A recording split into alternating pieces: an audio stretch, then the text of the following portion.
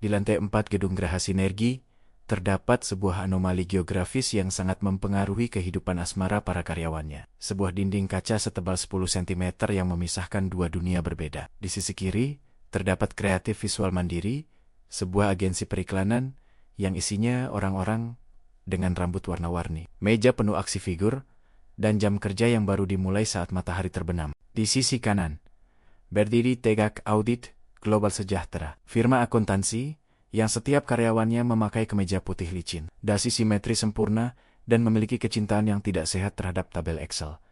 Arka, seorang desainer grafis dari sisi kreatif, menghabiskan separuh waktunya untuk menatap monitor dan separuh waktunya lagi untuk menatap ke arah dinding kaca tersebut. Sasarannya bukan pemandangan kota di balik jendela, melainkan seorang wanita di kantor sebelah yang selalu duduk dengan punggung tegak dan kacamata yang sering melorot ke ujung hidungnya. Namanya adalah Tari, seorang auditor senior yang sepertinya tidak pernah tahu cara tersenyum, kecuali saat menemukan selisih Rp1 yang akhirnya bisa ia seimbangkan dalam laporan keuangan. Pertemuan pertama mereka bukan terjadi di kafe atau taman, melainkan di depan dispenser air yang kebetulan diletakkan berdekatan, hanya terpisah oleh sekat kaca yang bening namun mematikan. Arka sedang mencoba meniru tarian viral di TikTok saat mengisi botol minumnya, tanpa menyadari Tari sedang menatapnya dari balik kaca dengan ekspresi seolah sedang melihat spesies langka yang terancam punah. Saat pandangan mereka bertemu, Arka terpleset tumpahan airnya sendiri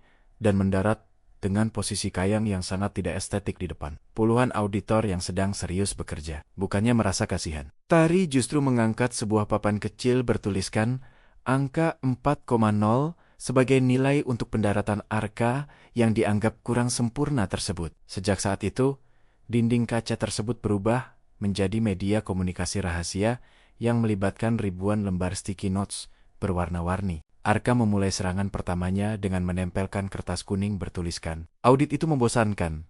Ayo mewarnai hidupmu." Keesokan harinya, Tari membalas dengan kertas biru neon. "Warna tidak menghasilkan dividen. Arka, tolong kembali bekerja sebelum tenggat waktu menghancurkanmu."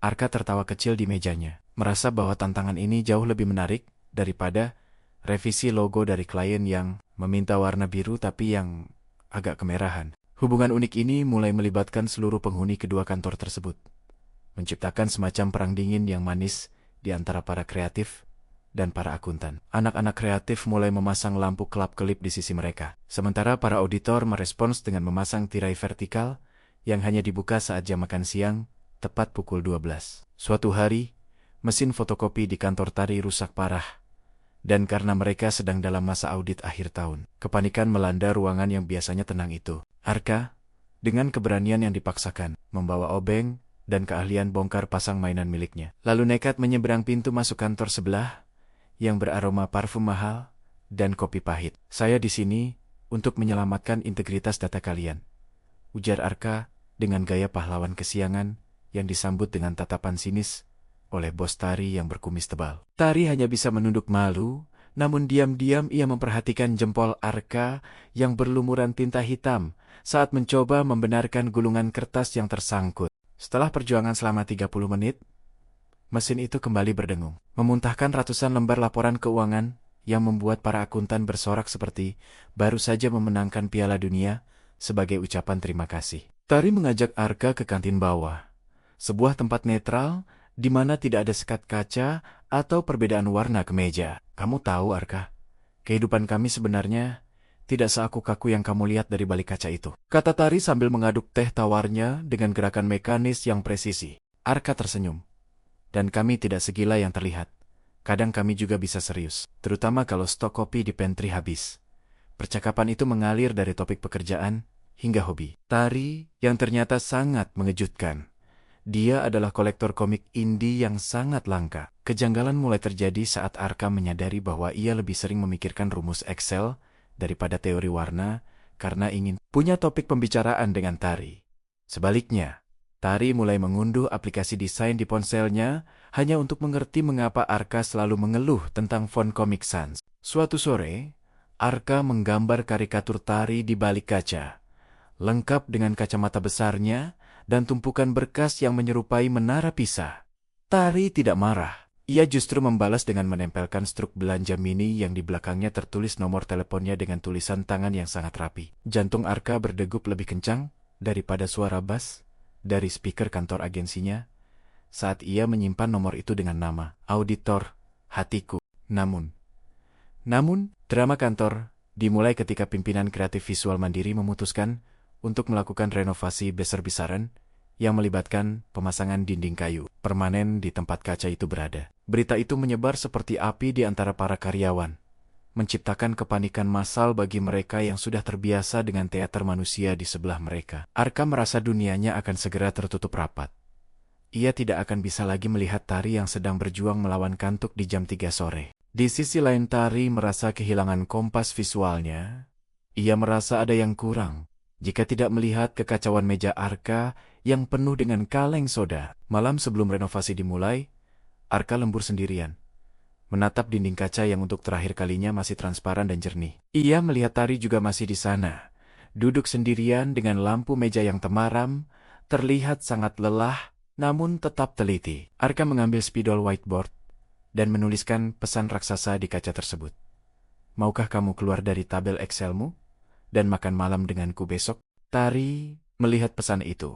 Ia tersenyum lebar, sebuah senyum yang belum pernah dilihat Arka sebelumnya, dan mengangguk mantap sambil membentuk simbol hati dengan jari-jarinya. Keesokan harinya, dinding kayu dipasang dan pemandangan di antara kedua kantor itu pun hilang selamanya, meninggalkan kesunyian yang asing. Arka merasa seperti kehilangan sahabat karib. Meskipun ia tahu ia punya janji kencan malam itu di sebuah restoran Italia yang romantis. Saat pertemuan pertama mereka di luar kantor tanpa hambatan kaca, suasana terasa sangat canggung, karena mereka bisa mendengar suara masing-masing tanpa perlu menebak gerak bibir. Kamu ternyata lebih berisik daripada yang aku bayangkan, canda Tari saat mendengar tawa Arka yang cukup menggelegar di restoran itu. Dan kamu ternyata jauh lebih cantik tanpa pantulan lampu neon kantor di kacamata itu, balas Arka yang membuat pipi Tari memerah seketika. Kencan itu berakhir dengan kesepakatan bahwa meskipun kantor mereka kini terpisah dinding kayu, komunikasi mereka tidak boleh terputus oleh apapun.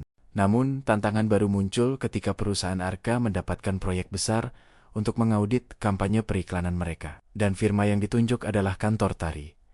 Kini, mereka harus bertemu secara profesional di ruang rapat yang dingin, di mana Arka harus mempresentasikan ide-idenya di depan Tari yang bertindak sebagai pengawas anggaran. Arka mencoba berkedip nakal selama presentasi, namun Tari tetap memasang wajah datar profesional yang membuat Arka merasa sedang dihukum oleh guru sekolah. Biaya untuk model ini terlalu tinggi. Arka, kita perlu efisiensi sekitar 20%, ujar Tari dengan suara tegas yang membuat rekan kerja Arka berbisik heran. Arka merasa sedikit kesal.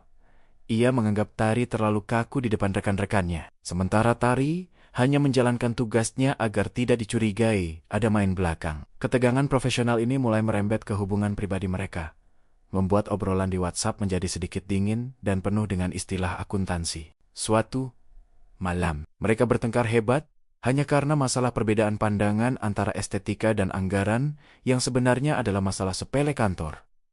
Kamu tidak mengerti seni, Tari. Kamu hanya mengerti angka-angka mati itu, seru Arka, yang kemudian menyesalinya begitu melihat mata Tari berkaca-kaca. Tari pergi meninggalkan restoran tanpa mengucapkan sepatah kata pun, meninggalkan Arka yang terdiam merutuki kebodohannya sendiri. Seminggu berlalu tanpa ada pesan singkat, tanpa ada lambaian tangan rahasia, karena kini hanya ada dinding kayu tebal yang memisahkan mereka. Arka merasa sangat hampa. Ia menyadari bahwa ia merindukan kritik tajam Tari sama besarnya dengan ia merindukan senyumannya. Ia memutuskan untuk melakukan sesuatu yang sangat berani dan mungkin akan membuatnya dipecat dari pekerjaannya. Dengan bantuan teman-teman kreatifnya, Arka menyelinap ke kantor pada hari Minggu saat gedung sedang sepi-sepinya. Mereka membawa bor, gergaji kecil, dan keberanian yang luar biasa untuk melubangi dinding kayu baru yang memisahkan kedua kantor tersebut. Arka tidak melubangi seluruh dinding. Ia hanya membuat satu lubang kecil seukuran mata, tepat di posisi di mana Tari biasanya duduk. Ia kemudian memasang sebuah lensa periskop kecil di lubang itu, sehingga jika Tari menoleh ke arah dinding, ia akan melihat sebuah pesan kecil di dalamnya. Hari Senin pagi, Tari datang dengan perasaan mendung. Ia menatap dinding kayu itu dengan kebencian yang mendalam karena telah memisahkan dia dari Arka. Namun, ia melihat sesuatu yang berkilau di sela-sela serat kayu. Sebuah lensa kaca kecil yang terlihat sangat mencurigakan. Tari mendekat dan mengintip ke dalam lubang kecil itu, dan di sana ia melihat wajah Arka yang sedang memegang tulisan. "Maafkan si seniman bodoh ini. Anggarannya sudah saya potong demi cinta." Tari tertawa terbahak-bahak di mejanya, membuat rekan-rekan auditornya yang serius itu terlonjak kaget, dan menganggapnya sudah mulai gila karena beban kerja. Melalui lubang kecil itu, mereka kembali berkomunikasi dengan cara yang lebih unik lagi, menggunakan kode-kode cahaya senter. Namun, rahasia lubang di dinding itu akhirnya tercium oleh petugas keamanan gedung yang sedang melakukan inspeksi rutin. Berita tentang lubang rahasia di lantai 4 menjadi topik utama di seluruh gedung. Dan kedua bos kantor tersebut dipanggil untuk memberikan penjelasan. Arka dan Tari berdiri berdampingan di ruang manajemen gedung, siap menerima surat peringatan atau bahkan pemecatan karena merusak properti. Ini adalah tindakan vandalisme yang sangat romantis. Tapi tetap saja, ini vandalisme, ujar manajer gedung sambil menahan tawa saat melihat foto lubang tersebut. Tak disangka bos Arka, yang ternyata seorang mantan pengagum rahasia bos Tari di masa muda, justru membela mereka dengan alasan kolaborasi antar divisi yang inovatif. Alih-alih dipecat, manajemen gedung justru memutuskan untuk mengganti sebagian dinding kayu itu dengan pintu kaca yang bisa dibuka tutup untuk memudahkan koordinasi proyek audit. Kini, tidak ada lagi sekat yang memisahkan mereka, dan hubungan Arka serta Tari menjadi legenda di gedung Geraha Sinergi sebagai cinta lokasi kantor sebelah. Mereka mulai sering makan siang bersama di meja yang sama, menggabungkan gaya berpakaian mereka yang kini menjadi tren baru. Kemeja kantor dengan sepatu sneakers warna-warni. Arka belajar bahwa ketelitian Tari adalah bentuk cintanya pada detail. Dan Tari belajar bahwa kekacauan Arka adalah bentuk kebebasan batinnya. Suatu hari, Arka melamar Tari di depan pintu kaca baru itu. Dengan bantuan seluruh karyawan kedua kantor yang memegang poster bertuliskan debit, cinta, kredit, kebahagiaan. Tari menerima lamaran itu dengan syarat Arka harus belajar cara mengisi SPT tahunan tanpa bantuan siapapun. Pernikahan mereka diadakan di aula gedung tersebut. Sebuah pesta yang menggabungkan dekorasi artistik abstrak dengan pengaturan tempat duduk yang sangat matematis. Souvenir pernikahannya adalah sebuah penggaris besi yang di atasnya terdapat ukiran bunga matahari, simbol kekuatan dan keindahan. Meskipun mereka sudah menikah, mereka tetap bekerja di kantor masing-masing, tetap menjadi tetangga yang saling menggoda lewat kaca. Kadang Arka sengaja menempelkan wajahnya ke kaca hingga pesek, hanya untuk membuat Tari tertawa saat sedang melayani klien penting. Dan kadang Tari akan menunjukkan kalkulatornya yang menunjukkan angka 143, yang berarti I love you dalam bahasa angka kuno mereka. Kehidupan kantor menjadi jauh lebih berwarna bagi semua orang, karena kisah mereka memberikan harapan bahwa cinta bisa muncul di tempat yang paling membosankan sekalipun. Para auditor mulai belajar cara bercanda, dan para kreatif mulai belajar cara datang tepat waktu setiap pagi. Bahkan si bos berkumis tebal dari kantor Tari mulai terlihat sering berkunjung ke kantor sebelah, hanya untuk meminta saran pilihan warna dasi. Suatu sore saat hujan deras mengguyur kota, Arka melihat Tari sedang melamun menatap rintik air di luar jendela besar. Ia menghampirinya, bukan lewat pintu utama, tapi lewat pintu kaca penghubung, yang kini selalu terbuka bagi mereka berdua. "Memikirkan apa?" tanya Arka sambil menyandarkan kepalanya di bahu Tari yang hangat. "Memikirkan betapa beruntungnya aku, karena mesin fotokopi hari itu rusak," jawab Tari sambil menggenggam tangan Arka erat-erat. Arka tertawa. "Sebenarnya, aku yang menyabotase mesin itu dengan memasukkan klip kertas di tempat yang salah." Tari terkejut dan memukul pelan lengan Arka. "Jadi selama ini itu semua adalah rencana busukmu?" "Bukan busuk sayang, itu namanya strategi kreatif untuk mendapatkan auditor terbaik di dunia," balas Arka dengan nada bangga. Mereka berdiri di sana, menatap refleksi diri mereka di kaca, menyadari bahwa perbedaan bukan untuk dijauhkan, tapi untuk dipersatukan. Di lantai 4 itu, dinding bukan lagi pembatas, melainkan saksi bisu perjalanan dua hati yang saling menemukan di antara tumpukan kertas dan warna. Cinta lokasi memang terdengar klise, tapi jika lokasinya adalah kantor sebelah dengan dinding kaca yang ajaib, semuanya terasa berbeda. Arka kembali ke mejanya untuk menyelesaikan desain undangan perayaan ulang tahun kantor.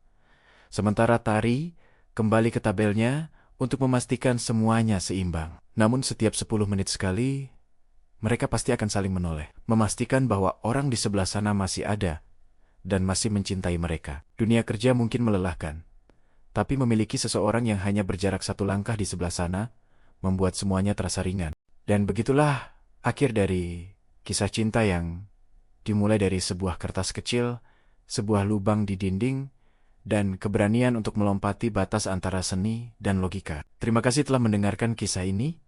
Jangan lupa komen, like, share, dan subscribe channel Narasi Sastra untuk cerita-cerita unik lainnya.